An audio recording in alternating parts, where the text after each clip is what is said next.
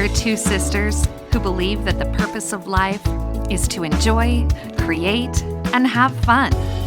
We believe that as humans, we can have anything we want, and things are always working out for us. Experience has taught us that the path to getting everything we want begins with ease.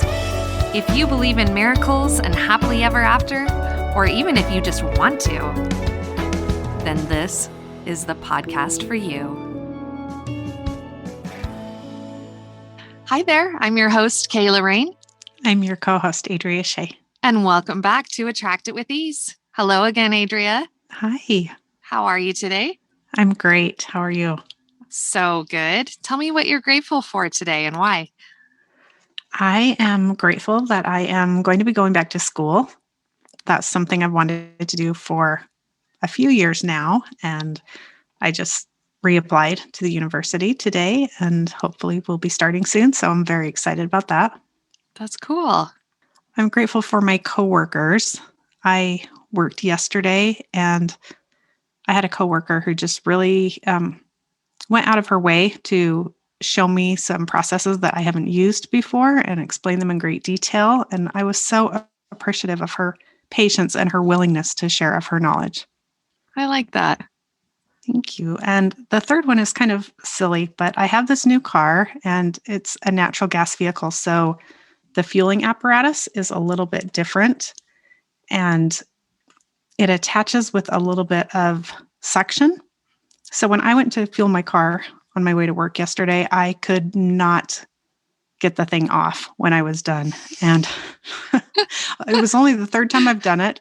I was using all of my strength and intellect, and it is not supposed to be as hard as it was. And I was on my way to work and I kept thinking, what do I do? Do I call someone to come help me? Do I wait here at this deserted gas station until another person with a similar vehicle shows up and ask them how to do it? I just kept hoping and sort of praying in a manner of speaking to be able to get it off. And it only took a few minutes, but I did get it off successfully. And I'm so grateful for that. Otherwise, you might still be sitting there. Exactly. Do you feel like you have it figured out for next time? I hope so. It wasn't any different than the other times. It was just more difficult, and I'm not sure why. So in theory, I know how the process works, but... That's funny. So I guess the moral of the story is every time you go to pump gas, just focus on the outcome that you want ahead of time. Yes, I love it. Set my intention before I get there. Yeah, instead of worrying or stressing about whether or not that's going to happen again. That's awesome. Well, I have a few things I'm grateful for today. Obviously, I have a brand new job, and I am so grateful for my coworkers. That's funny that we both had that on our list this week because there are a lot of people at this new job, a lot more than my last job. And everyone has just been so helpful and warm and welcoming. And I just really appreciate that. I appreciate that, I'm eventually, when I'm done training, going to be most of the people that work there, their boss. And so it feels really great that they're, maybe they're just trying to get in good early, but at least they're making me feel accepted and welcome. And that's been a really nice transition for me. That's awesome. Then the next thing for me is pretty superficial, but I am really grateful for self-tanner. It's getting warmer here. I want to wear capri pants. It's almost time for shorts. I've been showing my ankles a little bit. I have these really cute joggers that I love, and they show my ankles, and I am what mom would have referred to as winsome white. I love it. So I'm so grateful for self-tanners, and I tried a new one this year, and it's actually smells amazing, and it's been really easy to use. And so I'm grateful that I'm not blinding people as the weather gets warmer. I'm going to have to hit you up for some recommendations because I am going to blind people otherwise. Absolutely. I'll fill you in. And then my last one is I'm really grateful for good music. We talked about having a happy playlist on one of our past episodes. And I definitely have a happy playlist, but there is one song that has been stuck in my head for the last week. And every time I get in my car, I turn it on and I play it over and over again, and I'm jamming out to it. That song is Uncle Kracker's Good to Be Me. I love That it. song just is such a feel good song. Listeners, if you've never listened to it or if you don't know what I'm talking about, look it up, pull it up on YouTube or Spotify or whatever platform. Listen to that song. I promise you it's a pick me up. And I'm grateful for that because it just puts me in a great mood and love it. So excited about that. So, Adria, over the last few weeks, we've talked about a number of different things that relate to this week's topic. Last week's episode, we talked about creating a positive life list and keeping track of all of the good things happening in our life, recognizing the positives, keeping track of like all the positive attributes of how life is right now, where we currently are, even though we're working towards other things that we want. Today, I want to talk about the concept of being present. So when I say that, just tell me what that means to you. When I say I want to talk about being present, what do you think I want to talk about?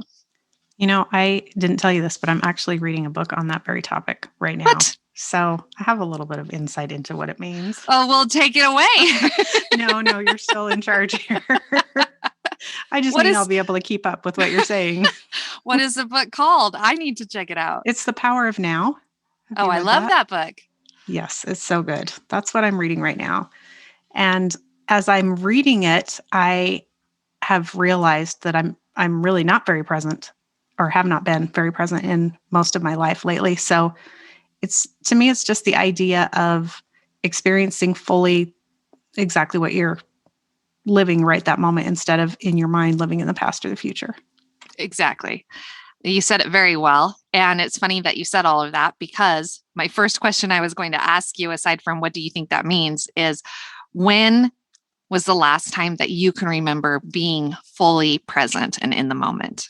Well, I'm currently only fully present and in the moment when I'm listening to the book and being reminded that I need to be. I doubt it. I bet you're fully present right now. I That's true. bet you're That is true. completely undistracted, paying attention to the conversation. I think that sometimes we don't give ourselves enough credit. I definitely feel like when we're podcasting, we're fully present because this is going out to the world. So if I get Listeners should hope we're distracted, it's going to present. come across. Yeah. But no, really, when aside from the book, can you think of a time, and maybe it wasn't recently, but can you think of a time in your life when you could say you were fully present? Yeah, anytime I'm experiencing something either really positive or really negative, I think those correspond with times that I've been present because it draws all my attention and I can't be in my head when I'm going through something like that. Yeah, that's interesting that you said that because I kind of had it in my notes, like various times that I can think of, or people in general probably are fully present. And some of the things that I wrote down were tragic events. Like I've been thinking about being in a car accident. And when you're going through that experience, it's like time stops, it slows down. And it's like in a movie where everything's just moving in slow motion and you're very aware of like minute movements of your body and the car and the people around you and the sounds. I don't know if you've had that experience, but back in 2005, I was in a car accident where I was rear ended by a drunk driver. And I can vividly remember the screeching of the tires and just how the whole situation played out. And it ended up being a hit and run. And it was a very complicated situation, but I can tell you every little thing about that moment. And in fact, I think I mentioned it about when we were talking about inspiration and how I put my seatbelt on just prior. And I'm so grateful for that. But that experience, I can literally go back to that moment in time and recall all the details of what happened because I was fully present in that moment. So I definitely think that tragic moments can cause you to be present. And then I also had huge accomplishments or positive moments, like you said.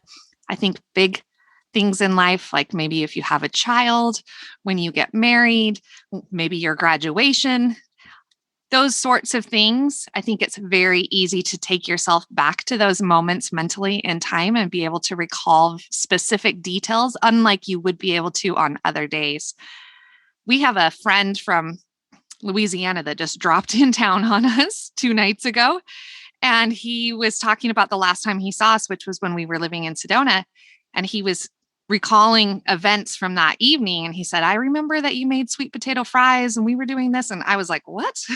How do you even remember that? He just remembered all these details about the evening. And I thought to myself, that was only about 2 years ago. And I honestly can't remember why he came in town, what we were doing. He claims Dan was gone that night. And I'm like, that's so weird to me because I don't remember hanging out with him by myself. And he has all these details that he remembers. And I think about that in relation to being present.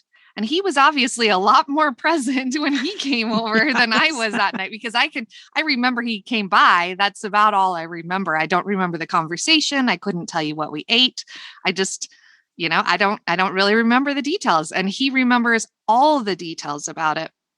And so I think that's a prime example of how we tend to live our life not being present. If you even think about, last week, if I just picked a random day of the week and I said, hey, Adria, last Thursday, what did you eat for lunch? There's a good chance you couldn't tell me. And it wasn't even a week ago, like we just go through life in these motions. I think about driving a car and how our mind wanders. And there's so many times when you'll be driving on autopilot, literally, you're going to work or you're going home or you're going to the store, someplace that you go all the time, and you're not even conscious about your driving. You get halfway there and you kind of suddenly become present for a minute and you're like, oh my gosh, how did I even get here? Because your Yeah, mind was that's so so true. focused on other things. You've experienced that, right? I have, and I often listen to audiobooks in the car, and I've noticed sometimes I'll even be listening to an audiobook and then realize I don't know what was said in the last 5 minutes because my mind has been on something completely different. It's crazy how Absolutely. easy it is to do that. Yeah. And that's how we go about life. So when I ask the question, what does it mean to be present? I think the easiest way to say it, and you sort of summed it up, is you're not thinking about the past. You're not thinking about the future. You're completely engaged in what's happening right now. And so some examples of what we tend to do is we're thinking about what we're going to have for lunch or dinner. Well, that's the future. We're sitting around in the moment going, oh, where do I want to go for lunch? What sounds good? And, we're thinking about a couple hours from now, or we're replaying a conversation that we had in our head, whether it went really well or whether we didn't know how to interpret it. And we're thinking about, oh, did they mean that? Did I say the right thing?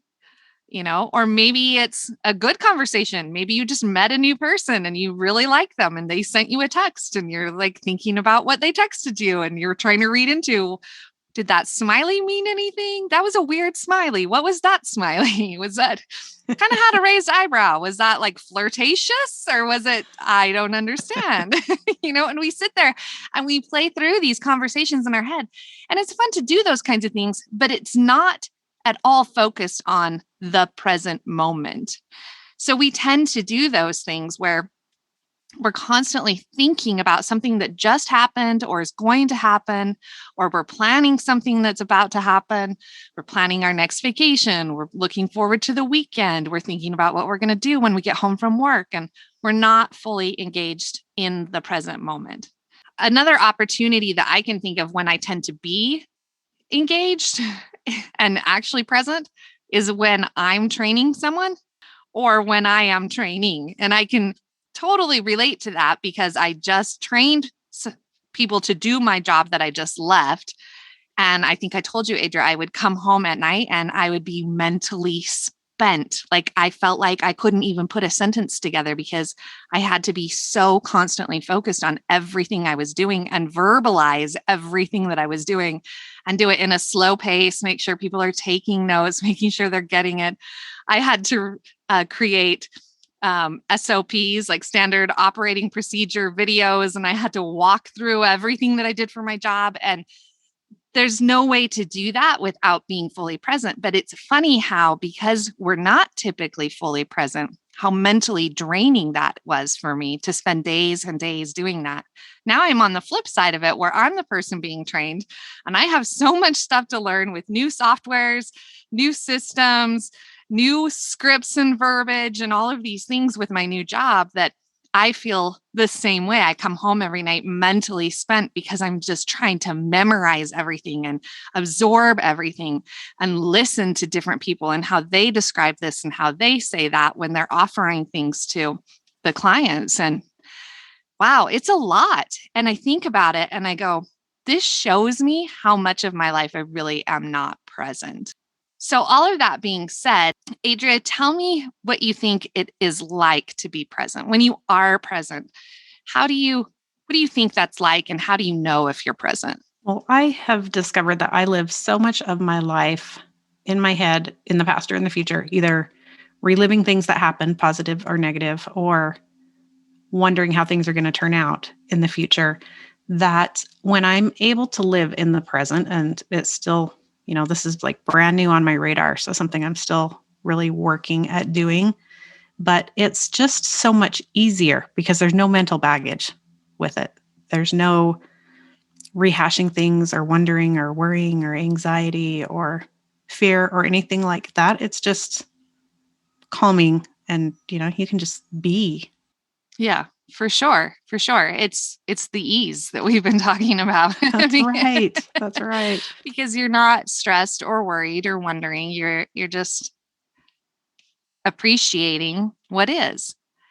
So that leads me to the question of what does being present have to do with the law of attraction? Well, I kind of said it leading into this conversation, but we've been talking a lot about part of the way to attract what you want is to be grateful for what you have now. And being grateful for what you have now is part of being present. Doesn't mean you have to be grateful in order to be present, but when you're present, it's a lot easier to be grateful because you're in the moment, you're thinking about what's going on. And when I really think about times in my life that I have been present, I would say that I'm using all of my five senses and maybe not consciously, but when I can go back and take these moments in time where I have vivid memories, I can remember what I was wearing. I can remember who I was with. I can remember what I felt like. I can remember what the air felt like, whether I was indoors or outdoors, whether it was cold, whether it was sunny, whether it was windy. I can remember if there were, like the car accident, I can remember the sound of the squealing tires or other moments in nature. I can hear the birds, when we were in Havasupai Falls. I remember laying in the hammock at night and just looking up at the stars and just how incredible the sky looked with no light pollution. And I could hear the water running and I could hear the frogs. There were so many frogs. And I took a recording of it because I wanted to make sure that I would not forget that. But I've actually only played the recording one time ever, and it was right when we got home because I can literally almost hear it in my head and I can visually take myself back to that moment. Do you feel like you're using your five senses when you're fully present? Yeah, absolutely. And it's interesting that you say that because one thing that I have heard therapists say is that if you are feeling distress in any particular situation, that tuning into all five of your senses will help lower that distress in and of itself. So just noticing like the texture of the seat that you're sitting on or the way the air moves across your skin. So it's kind of like I don't know which came first, the chicken or the egg, you know what I mean? Like I don't know. I don't know if feeling those things help you to be more present or if being more present is what leads you to feel those things, but there's definitely a connection. I think you're onto something with the way that you integrate all of your senses in the moment. I don't know that it's always an intentional thing. But when I think back to those moments that I can remember, I can remember the last bits of time with mom, my last one-on-one conversation with her. And I can remember vivid details from that experience. I can remember when she passed away and her funeral, and I can remember vivid details from those moments. But when you take your life as a whole and you try and figure out how many days of the days that I've lived can I actually remember or remember a portion of, it's very slim. It's probably less than 100 total days, no matter what your age is. There's probably just these bits and moments. And a lot of what we actually recall as memories comes from photographs, which helps us recall those memories. But when you're thinking about like a true memory, you remember the sound of someone's voice, or you remember the sound of something going on around you. You can think of, like you said, the feel. You could probably think of the feel of a blanket or pajamas or your pillow or whatever the memory is. And you can kind of have those senses take you back in. They also say that smell is one of the strongest, like, memory sensations, that you smell something and it brings back floods of memories. And I think it's completely related to that being present, because when we're using our five senses, we're definitely more present than when we're just kind of lost in our mind. So let me ask you this, Adria, since we're talking about being more present and you're reading a book about it, how do you think we can be more present? Well, as you were talking, I was just going to ask you, do you think that that means by tuning into the sensations that are coming in from all five senses, that that automatically can shift us into a space of being more present in any particular moment? Absolutely. Yeah. And it's funny because I hadn't been thinking about that till we just kind of went there with this conversation. But if you just took a minute and literally focused on like how your clothes felt, if you just rubbed, like you said, rubbed the seat that you're sitting on, rubbed the fabric of like your pants or something and thought about how that felt, that completely takes your mind to that thought. So you stop thinking about whatever else you were thinking about, and you're now suddenly on that thought. Now, the trick is staying in that space of being present, not just going there for 2 seconds to be like, oh, that feels weird, or that feels nice, or Yeah. whatever. So I agree. Yes, I think focusing on your five senses for sure can cause you to be present. How do you think you can stay present for a period of time? Because it's probably not realistic to think that we can always be present. Maybe we can. Maybe that's what enlightenment is. Yeah, I that's don't the know. goal, right? So I think it's unrealistic to expect that we will be, but I think it's good to want to be present. And as we talk about how it relates to the law of attraction and being grateful for what we have now and focusing on the now, how do you think we can help ourselves be more present and more often? Well, I'm hoping that you're going to tell me, because the only thing You're that's reading a working book for on it. I know. Well, I'm not very far into the book. I'm on chapter 2. The only thing that is working for me right now is to recognize when I see my mind wandering and try to shift it back into exactly what I'm experiencing that moment. I think that's huge. That's exactly like what we've been talking about with flipping the script or looking for the positives and choosing to be grateful, deciding which end of the stick to pick up, the positive or the negative, all of that. It's a conscious choice. So making a conscious choice when you recognize that something isn't the way that you want it, choosing the opposite, whether it's being present in your thoughts or choosing to find the good in a situation instead of focusing on the negative. All of that is learned behavior. And the more that you do it, the more it becomes a habit or an easier action for you. So I think that's a great recommendation. And I think you're absolutely right that just having an awareness of when you're not present and trying to kind of shake yourself a little bit and be like, okay, whoa, focus on this. Thinking about that reminds me of the granted, through COVID, I haven't gone out to dinner much, but the few times that I have and I've eaten in a restaurant in the last, we'll say 6 months, I can look around the room at the other people there and you can tell who's present and who's not, because half the people there are sitting there on their phones while they're eating dinner. Yeah. Yeah, that's They're true. not even engaged with the person they're having dinner with. They're not having a conversation. They're not paying attention to each other. They're just on their phones. And I always think that's so sad. I always think, oh my gosh, here you like took the time to go out to dinner and have this experience through COVID, even, where most people aren't doing that and don't have the ability to do that, don't want to do that, and yet people are not fully present in the meal, in the conversation, in the person that's in front of them. And I think that's unfortunate, but I think that's a prime example of it. So I do have a recommendation as to how we can be more present. And I think I can't remember for sure, but I think I might have mentioned this briefly on one of our first episodes, but I'm going to get into it a little bit today. And that's the concept of bottling things up. And Adria, do you remember? I know we've talked about this off air, but have I talked about it on the podcast yet? I think you mentioned it once, yeah. But give us some details. So bottling things up is a term that I came up with. There might be other people that say it too, but this is how I picture it. To me, I have memories, like I've said, good and bad, that I can literally think about and almost take myself back to that moment. Some of them are really good experiences, some of them are tragic experiences. But in life, I've had, and I'm sure, Adria, that you can say the same for yourself, and I'm sure our listeners can relate. I've had times in my life where things have been so wonderful in the moment that you don't want the moment to end. Have you had those experiences, Adria? Absolutely, I have. Okay. Well, I think even sometimes we get that way when we're on vacation and we realize, oh, I have to go back to work tomorrow.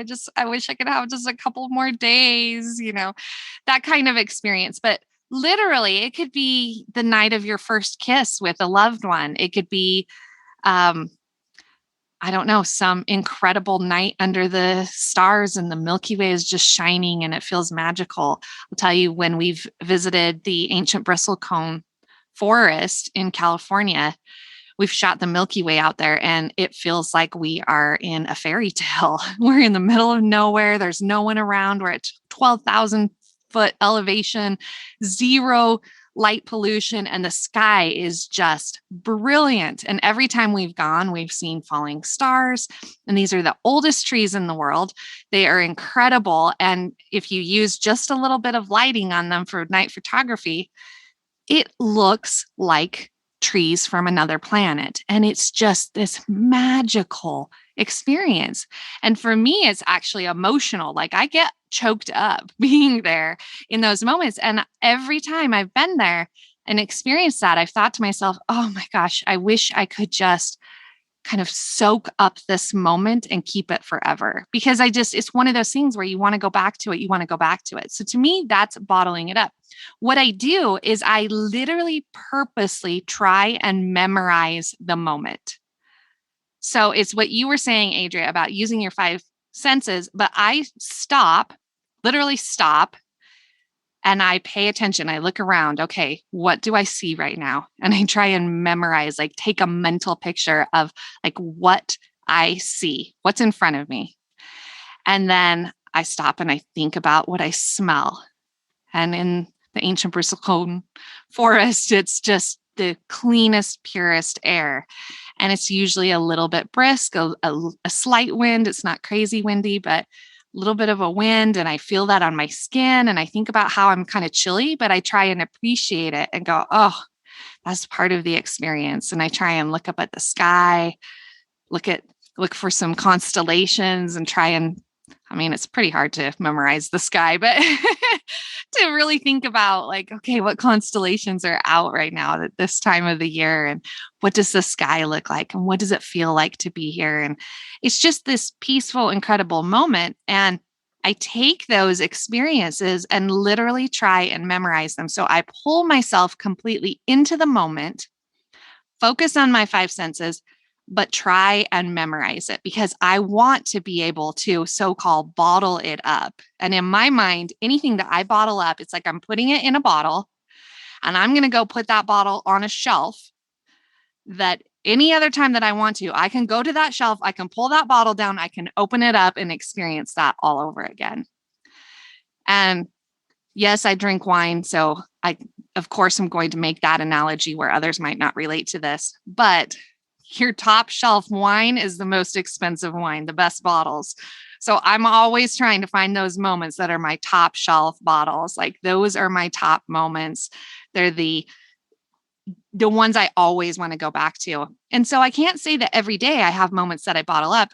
In fact, I only have maybe 3 to 5 a year. I should focus on finding more, but I do have these moments where it's just so incredible. I almost have to remind myself, like you said, Adria, like catch myself that I'm appreciating it so much.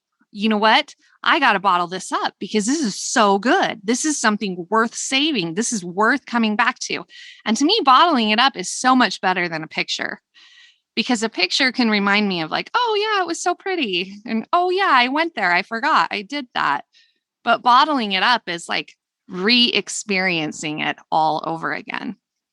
So I know I kind of mentioned it, but Adria, whether it was consciously or subconsciously, can you relate to that idea? Have you ever kind of tried to memorize a moment? I don't know if I have tried to memorize a moment, and I wish now that I had, but there are moments that I inadvertently memorized and can revisit, and I do. I do that from time to time, and it's amazing. So it would be nice to be more conscious about it, definitely. Yeah. I remember the very first time that I consciously did it. And I might have mentioned this on the podcast that I mentioned bottling it up, but I was on a Mexican cruise and it was with my last relationship, but it was just such a wonderful vacation. And we were sitting the last night of the cruise on our balcony, and we had a room that was off the back of the ship. So we just had full ocean view behind us with just the waves from the cruise ship. And so you just had this complete horizon with the sun and the water. And it was our last night. So I really wanted to soak it up. And we were able to order room service. So we got wine ordered to the room. We got our dinner ordered to the room. Like we just stayed and we sat on our balcony with just this peaceful, incredible view. And you could see fish swimming by and the sunset. And it was just so amazing. And it was a little bit chilly. And I remember being wrapped up in a blanket. I remember what I was experiencing. I remember how it smelled. I remember how the air felt. I remember what it looked like. And I thought to myself in that moment, I need to memorize this because this is not an experience I maybe will ever have again. And so that was the first time that I consciously decided to do it. And I really can go back to that moment and just instantly take myself back to that evening on the ship, on the balcony. And I love it. And I love that it's something that I've trained myself to now do because since then I have dozens of bottled up memories that I can pull off the shelf and go back to. So that being said, Adria, what do you think our action item is for our listeners this week? Oh, I hope it's going to be to try this out for ourselves. For sure, for sure. Now, the challenging thing is there's not always every day going to be a moment that you want to bottle up. But obviously, we can focus on being more present. We talked about that. We talked about trying to bring ourselves into the now, trying to focus on, okay, I'm not being present. I'm thinking about lunch. I'm thinking about the conversation that I just had. I'm thinking about that email I've got to respond to. I don't like what they said. I've got to think about what I want to say instead of sitting and really appreciating the people that we're with, the things that we have, what's going on around us. And I want to just reiterate that the way that this being present plays into the law of attraction, I believe, is we've really been talking about gratitude for what we have, enjoying and appreciating what we have while working on attracting more. The very best thing you can do to try and attract better things is appreciate what you already have. And we talked about it last week that when you're past this stage in life, there will be a time that you look back on this stage and there will be something, if not many things, that you miss, whether it's your neighbors or your living situation or your job or your car or your lack of stress of this or your schedule or whatever the case may be. And so we want to find ways to stop and appreciate what is now. And part of that is being present. So, yes, focus on being more present. But our action item, listeners, is to find a moment. I'm going to challenge you to try and find a moment sometime in the next week that you can practice bottling up. And it may not be a top shelf memory if it's just a regular week, but you can at least experience the behavior of stopping and saying, this is a really good moment. I really appreciate what is right now in this moment. And I'm going to stop and I'm going to memorize all the details. What am I wearing? What do I hear? How do I feel? What does the air feel like around me? What do I smell? What am I doing? Who am I with? If anyone, and taking that moment. It could be, you could create this moment. You could draw yourself a bubble bath and light some candles and bring a candy bar. That's my thing, is bring the chocolate Yeah, that and the sounds like wine. an amazing moment. you know, you can create the moment. And then when you're sitting in the hot bath, you can literally just sit there and soak in how good it feels and memorize how peaceful it is and how nobody's blowing up your phone and you don't have to be doing anything. And you can just appreciate the nice candlelight and how relaxing it is. And you have a moment to yourself. You can create the moment and then memorize it. Because once you get in the habit of having these experiences where you can bottle them up, you too will have a top shelf of these incredible memories. But you'll also start getting in that habit and the behavior of, like you said, Adria, finding opportunities to pull ourselves in the moment, to make ourselves be present, and to be grateful for what the moment is. Because we don't want all of the moments we can reflect back on to be like the highest highs and the lowest lows of our life. We want to experience all of life to the fullest.